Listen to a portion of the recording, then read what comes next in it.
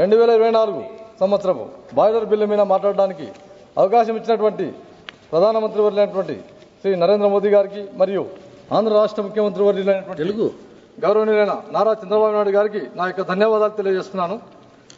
ఈరోజు 2024కు సంబంధించి ఈ బాయిలర్ బిల్లులో ముఖ్యంగా ఈ బిల్లు యొక్క లక్ష్యం ఏమంటే మా ప్రజల యొక్క భద్రతను మరియు విలువైన వనరులను బాయిలర్ పేలుల కారణంగా సంభవించే విపత్తుల నుంచి రక్షించడం కోసం నిర్దేశించడమైనది.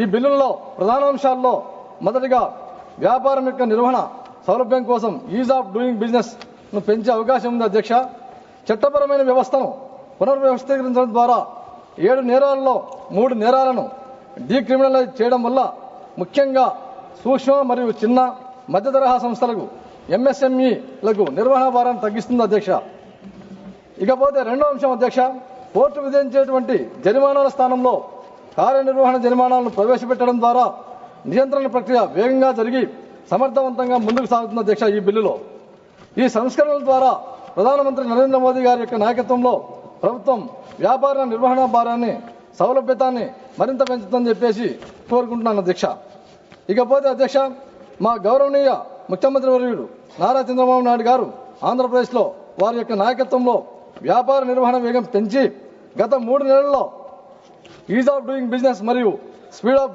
డూయింగ్ బిజినెస్ బట్టి 9,700 కోట్ల తయారీ పెట్టుబడులను ఆకర్షించి రాష్ట్రంలోనే పురోగతిని సాధించి ఆంధ్రప్రదేశ్ యొక్క సంపదను సృష్టించడంలో మరియు సమాజ హితాన్ని సమతుల్యం చేయడంలో తన సామర్థ్యానికి నిదర్శనం అని చెప్పేసి తెలియజేస్తున్నాను. అధ్యక్ష, ఈ బిల్లులో ముఖ్యంగా అధ్యక్ష అనువైన సమయంలో తీసుకొచ్చారు. అధ్యక్ష, ఇది ముఖ్యంగా పెరుగుతున్న బాయిలర్ ప్రమాదాల దృష్ట్యా గత దశాబ్దంలో ప్రపంచవ్యాప్తంగా 23,000 బాయిలర్ ప్రమాదాలు సంభవించగా